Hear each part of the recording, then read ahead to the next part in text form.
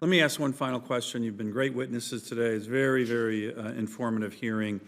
I mentioned, and each of you mentioned, but I just want to triple check it, and I was pleased to see that each of you actually mentioned significant funding for kind of the barrack upgrade issues, right? And you might remember a couple of years ago, this became a giant issue that went to the SecDef level, and the Secretary and Chief of the staffs of the Army, Air Force, Marines, Navy, because the enlisted housing, it was revealed, was very substandard and really not worthy of the men and women who sacrificed for their country to, serve in our military. So I just want a quick gut check with each of you on where you think our housing is, particularly for enlisted members of the military. You have put in, each of you, in your budget request, significant upgrades to that. Is there more you need to get to a level that we want to make sure, hey, if you raise your right hand to join the Marines or the Navy or the Air Force or the Army, you're not going to be living in a dumpy place on base that's got, mice and rats, and mold. We're going to give you a good place to live so you can be ready to serve your country when you're called.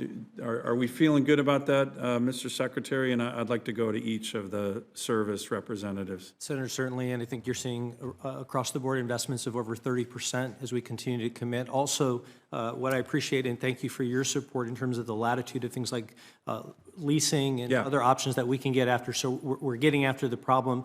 Certainly, we need to keep the pressure on. By the way, we want to give you that authority to be creative. It's not always a cookie cutter approach in different communities. It can be a creative mix of different things. Living out in town, not everybody lives on base, but we need to make sure they're getting those good housing. Yes, sir.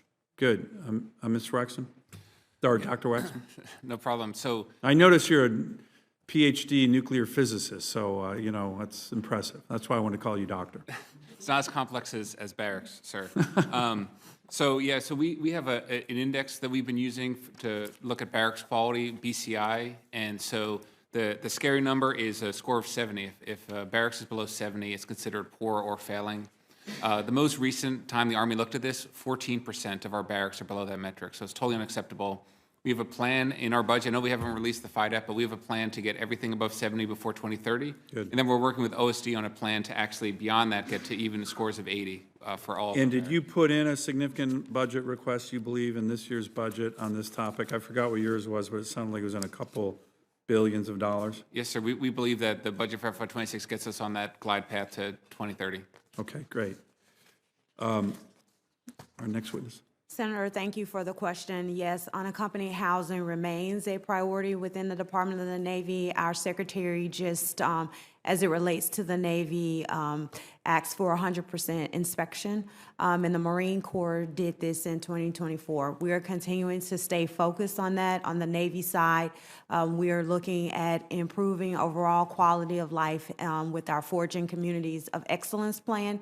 And on the Marine Corps side, we have Barracks 2030 that gets after, putting more focus on renovating and right-sizing the portfolio as far as updating our furnishings on a more frequent basis, as well as civilian managers. So all in all, lots of investment.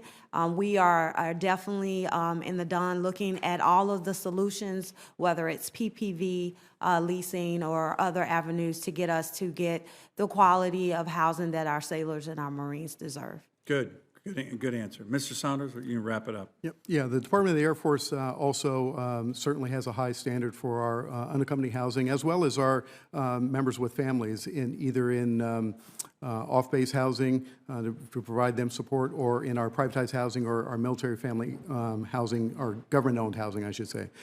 With respect to the unaccompanied housing, we're investing heavily there. In this current FIDEP period, it's about a threefold investment compared to the previous FIDEP, and so roughly $1.1 billion invested, or from the period of 2022 to 2026. Which, like I said, is about 3 times higher than the previous 5-year plan. We have a dorm master plan that guides our investments. Similarly, we track on building condition index, and we work on the worst case first. We've got investments funded both this year, next fiscal year, and then obviously planned throughout the FIDEP. We would just, if there were additional directed funding available to us, we certainly would apply that to our master plan to, reduce the timeline in addressing all those requirements. Great, good. Well, I'm glad to see all the services are focused on this important priority. It's a priority of mine. It's a priority of the Senate Armed Services Committee.